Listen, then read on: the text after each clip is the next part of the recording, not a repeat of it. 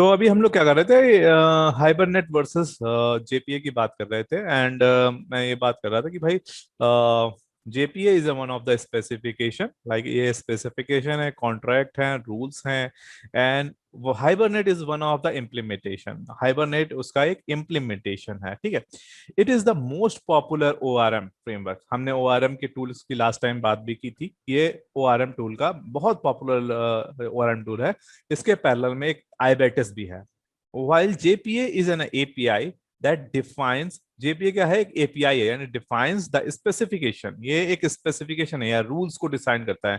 And Hibernate understand that mapping that we have added between object and table, यानी ये object और table के बीच की बिटवीन की मैपिंग है, ठीक है। It ensured that data is retrieved and stored from the database based on the mapping। ये मेक श्योर करता है कि जो डेटा हमारा स्टोर हो रहा है वो प्रॉपरली हमारा मतलब कि फॉर्मेट में हो रहा है।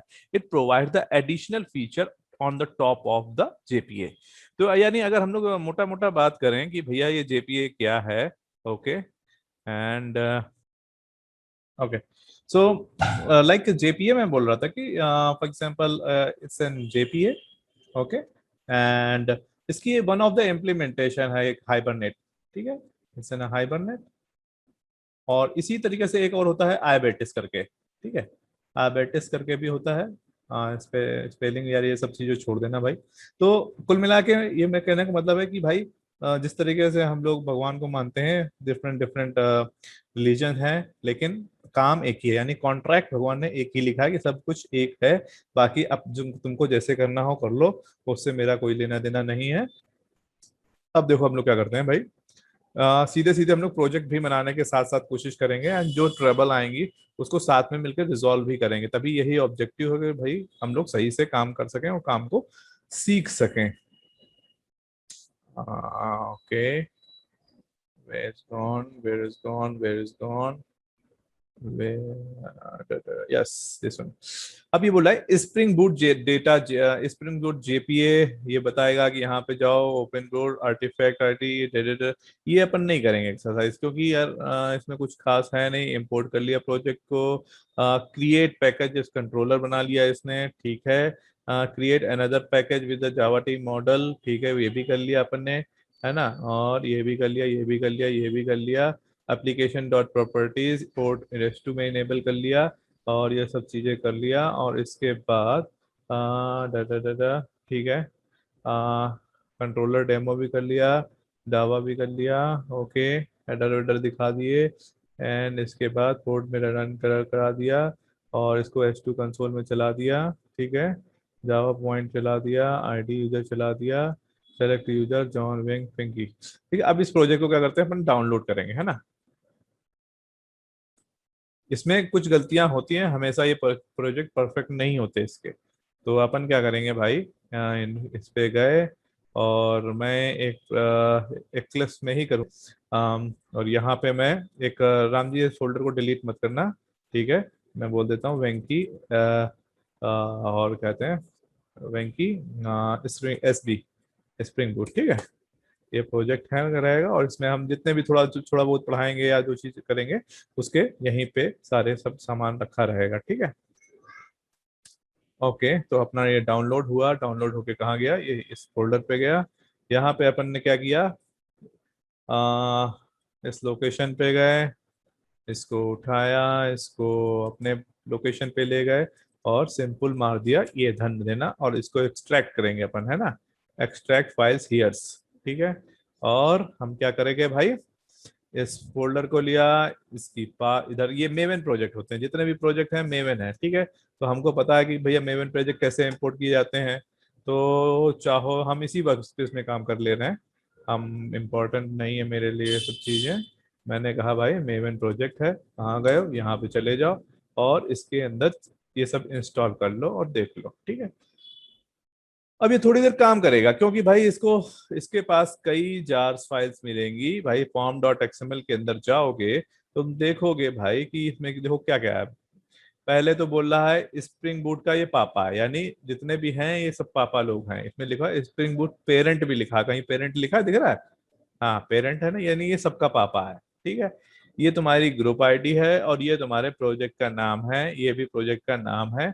ये थोड़ा डिस्क्रिप्शन डिस्क्रिप्शन है, ये है तुम्हारा जावा का वर्जन कौन सा इस्तेमाल हो रहा है। ठीक है, अब ये बात कर रहा है कि तुमने डिपेंडेंसीज क्या लगाई हैं। ठीक है, तो तुमने डिपेंडेंसीज लगाई हैं spring boot starter data JPA के लिए लगाई है। ठीक है, और कौन सी डिपेंडेंसी लगाई है भाई, तुमने लगाई है वेब प्रोजेक्ट के लिए लगाई है भाई। ठीक है, और हम इसमें क्या ऐड कर रहे हैं, हम कह रहे हैं टॉमकैट भी हमको दे दो। टॉमकैट कौन सा चाहिए, हमको टॉमकैट जेस्पर चाहिए। हालांकि जानते हो ये टॉमकैट बाय डिफॉल्ट वेब के साथ आ जाता है, इसको इन्होंने एडिशनली लिखा है, आई डोंट नो व्हाई। ठीक है, हो सकता हो प्रॉब्लम भी आए और ये दिक्कत भी कर सकता है। ये डेटाबेस हमने ऐड कर दिया है, देखो H2 डेटाबेस ऐड हुआ है। ठीक है, और डिपेंडेंसी है ये टेस्ट वेस्ट की है, अगर टेस्ट वेस्ट हमें क्रिएट करना है, टेस्ट केस जे यूनिट टेस्ट फेस्ट चलाने हैं, तो उसके लिए ये सब चीजें इस्तेमाल होंगी। अब हम लोग पहले सारी फाइल्स क्लोज कर देते हैं एंड वन बाय वन सारी फाइल्स की तरफ जाते हैं कि क्या क्या है इसके अंदर भाई। तो हम सबसे पहले जाते हैं भैया, जो हमारा एप्लीकेशन है, ये जो फाइल है पर्टिकुलरली तुम्हारी रिस्पॉन्सिबल है किस चीज के लिए, फाइल के लिए। तो ठीक है, ये जो फाइल है ये तुम्हारी रिस्पॉन्सिबल है भाई इसको चलाने के लिए। ठीक है, अब ये एप्लीकेशन चल गई, लेकिन हमारी एप्लीकेशन को एक्सेस कहाँ से मिलेगा।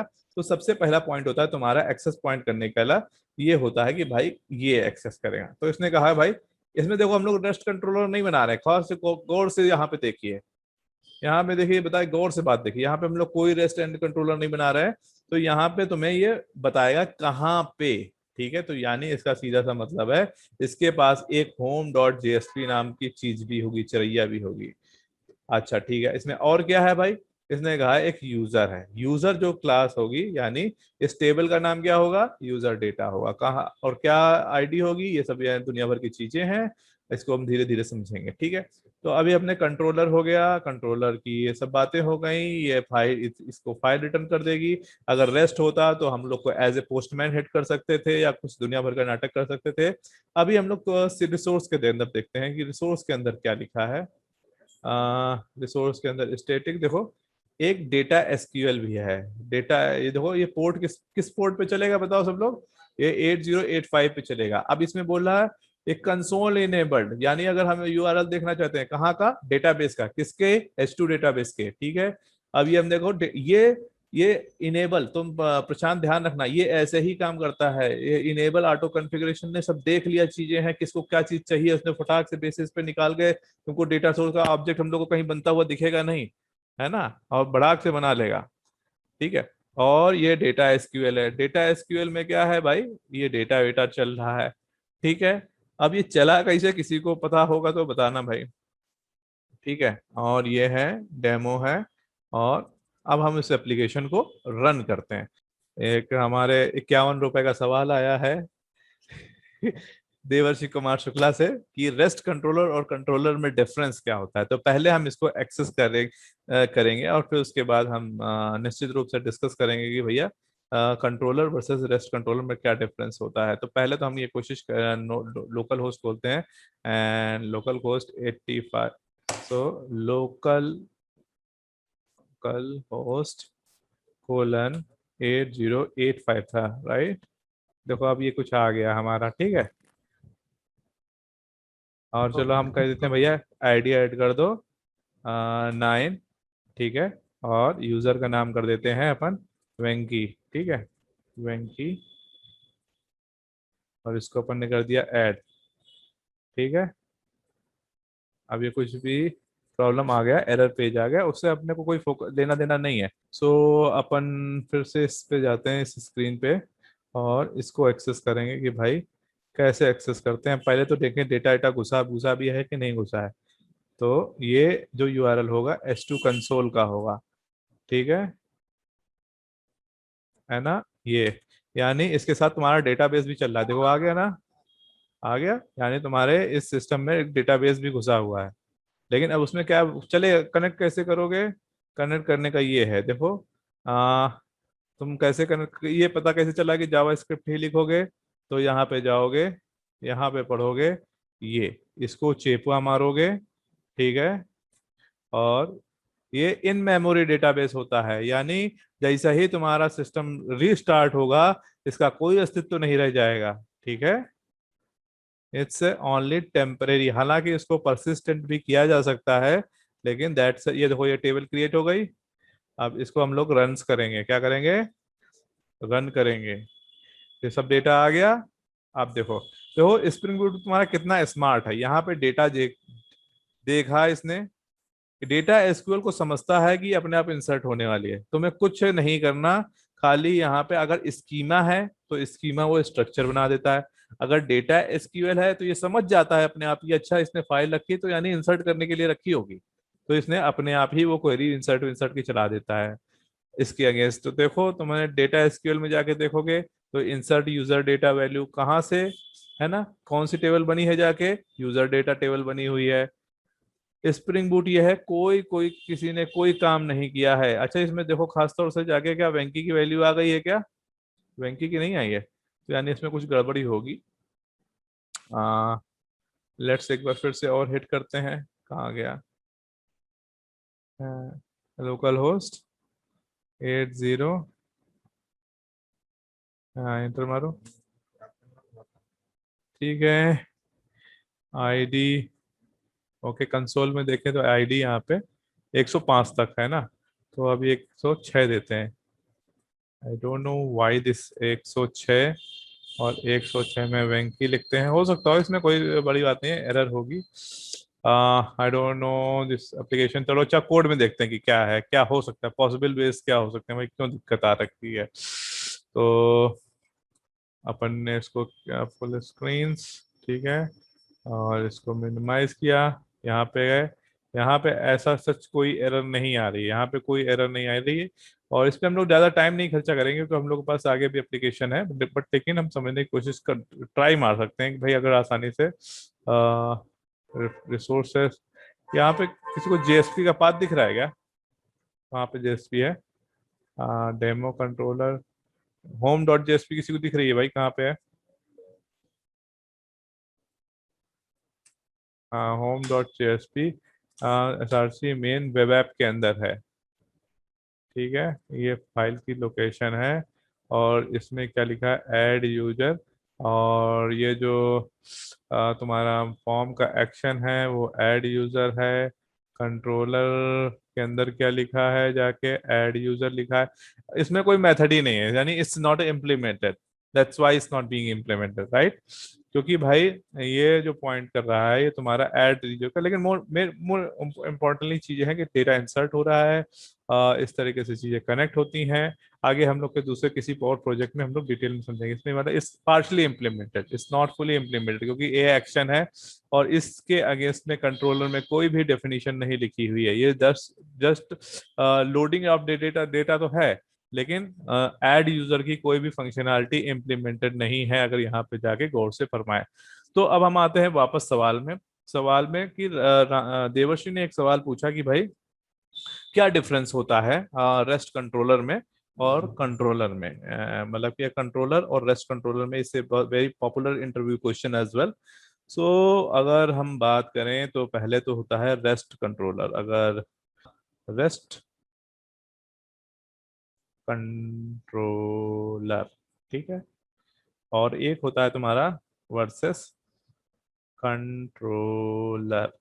तो एक जन्म की एक समय की बात है जब वेब यूआई, यानी जितने भी आते हैं, एक ही वार फाइल में बना करती थी। यानी तुम्हारा जो जावा कोड हुआ करता था और प्लस तुम्हारा एचटीएमएल यानी जेएसपी का कोड हुआ था, तो एक ही साथ बंडल होके आते थे, यानी तुम्हारा एक ही प्रोजेक्ट होता था, वो सर्वर पे डिप्लॉय हुआ करता था, इस तरीके से सर्वर पे डिप्लॉय होता था।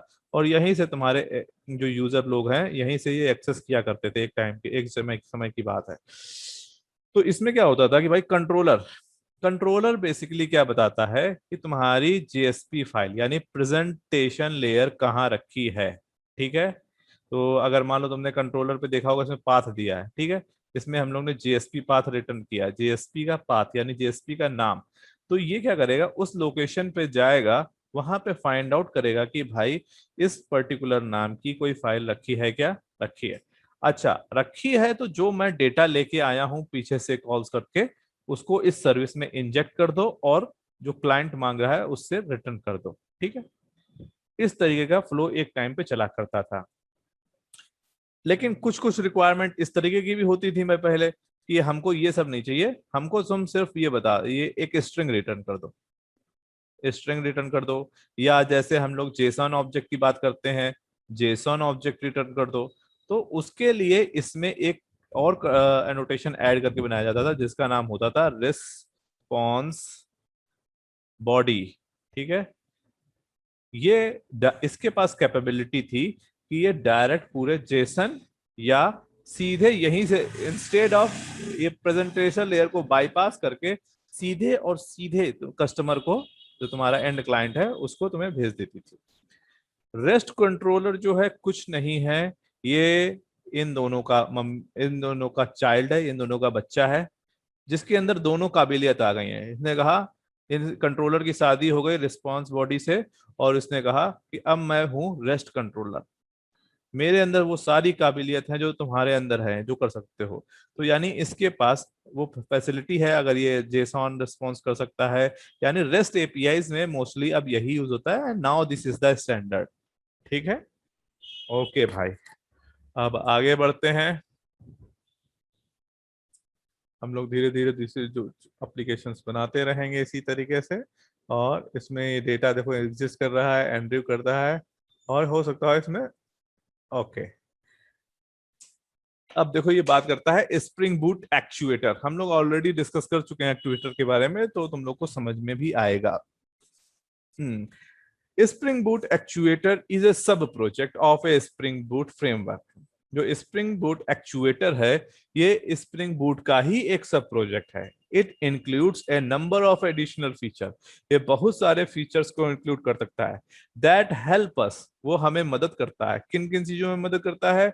Monitor manage the spring boot application, हमें ये स्प्रिंग बूट एप्लीकेशन को मॉनिटर करने में बहुत मदद करता है। It contains the actuator and point. ठीक है, तो ये क्या करता है? एक्चुएटर एंड पॉइंट को कैलकुलेट करता है। ठीक है, हम भी नोटपैड में लिख लें कि भाई क्या क्या चीजें पढ़ाई जा रही हैं, क्योंकि इसके भी हमें एक्चुएटर, स्प्रिंग बूट एक्चुएटर। ठीक है, okay.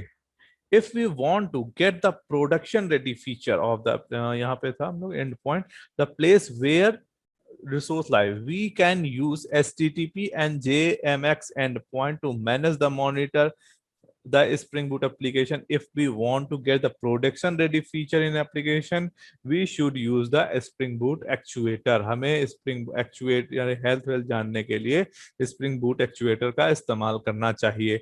There are the three main feature of the Spring Boot actuator. पहला, एंड पॉइंट प्रोवाइड कराता है, मैट्रिक्स प्रोवाइड करता है, और ऑडिट प्रोवाइड करा सकता है।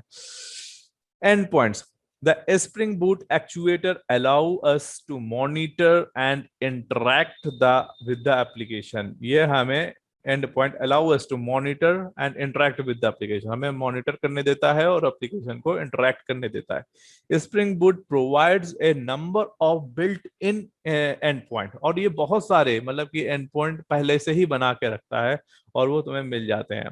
We can also create our own endpoint, हम अपने भी एंड पॉइंट क्रिएट कर सकते हैं। We can enable and disable each endpoint individually, हम कोई भी इसमें एंड पॉइंट इनेबल कर सकते हैं या डिसेबल कर सकते हैं, किसी भी एक एक को। ठीक है, the most of the application chose HTTP, ज्यादातर एप्लीकेशन HTTP चूज करती हैं। where ID of the endpoint along with the prefix of the actuator is mapped to the URL। ठीक है, वो ये सब नॉर्मल बातें हैं।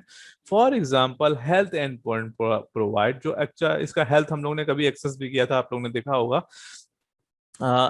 basic health information of the application, the actuator by default map to the actuator health। ये जो actuator होता है बाय डिफॉल्ट एक्चुएटर हेल्थ को मैप करता है। ठीक है, मैट्रिक्स। हेल्थ का क्या मतलब है? ओके, हेल्थ का ये मतलब है कि अच्छा तुम्हारी हेल्थ, जैसे तुम्हारे पापा पूछते हैं घर पे कैसे हो बच्चे, तो तुम क्या हो जाता है? Up and running. ठीक है, तो यानी जब तुम एप्लीकेशन स्टार्ट करते हो तो इसका काम होता है सिर्फ मतलब जो एप्लीकेशन कैसी चल रही है, जो अभी तो ये सिर्फ बताता है अप एंड रनिंग, ठीक है। अगर जैसे हेल्थ का सीधा मतलब है अभी तुम्हारी एप्लीकेशन का क्या स्टेटस है। इसके और भी कई बार हार्ट बीट पैटर्न में यूज होता है। मैं तुमको एक चीज थोड़ी सी और, फॉर एग्जांपल तुम्हारी एप्लीकेशन चल रही है यहाँ पे, है ना, या फॉर एग्जांपल तुम्हारी एप्लीकेशन ऐसे यहाँ पे चल रही है और इस एप्लीकेशन को तुम्हारी कॉन्टिन्यूसली जरूरत है, ठीक है। या मैं चाहता हूँ कि ये बाहर वाले सब लोग एक्सपोज, ये बहुत सारे कस्टमर हैं जो चाहते हैं तुम्हारी एप्लीकेशन को चेक करना, लेकिन हम इनको देने से पहले एक अपना से चेक करना चाहते हैं। तो हम पहले चेक कर लेते हैं, भैया तुम एक्चुएटर स्लैश अपनी हेल्थ बताओ क्या है। तो ये कहता है okay, up and running. It means it's a current state और current status of your spring boot application. उसके अतिरिक्त इसका कुछ भी महत्व नहीं है। मतलब इससे इससे takes different states and it can be customise, ये कस्टमाइज भी की जा सकती है, ठीक है। तो आगे बढ़ते हैं हम लोग। Matrices, Spring Boot actuator provide dimensional matrix by integrating the with the micrometer. Micrometer कोई टूल होता होगा, मुझे आइडिया नहीं है। तो उससे उससे कंबाइन करके ये डायमेंशन मैट्रिक्स प्रोवाइड करता था। Micrometer is a integrated to into Spring Boot. It is a instrumental library powering the delivery of the application metrics from the Spring. ठीक है। This provides a vendor natural interface for the timer, gauge, counter, distribution, summaries, long task timer with means ये आप ये समझ लो कि ये मैंने भी ज्यादा यूज नहीं किया हुआ है, लेकिन ये क्या होगा कि डिटेल्स प्रोवाइड कराता है कि भाई मैट्रिक्स में क्या क्या इंफॉर्मेशन होती है, तुम्हारी एप्लीकेशन का क्या स्टेटस है और कौन के डिफरेंट पैरामीटर्स क्या है। ये इसका यूज नहीं पड़ेगा, लेकिन you have good to have this knowledge, ठीक है। Audit, Spring Boot provides a flexible audit framework, ठीक है। तुम्हारे एप्लीकेशन का ऑडिट है, जैसे हम लोग कंपनीज का ऑडिट करते हैं, इसी तरीके से ऑडिट क्या क्या रहा था, क्या हिस्ट्री रही थी, कैसे बिहेव किया था। That publishes event to an audit event repository, ठीक है। It is an automatically publishes the authentication event if the Spring security is in execution.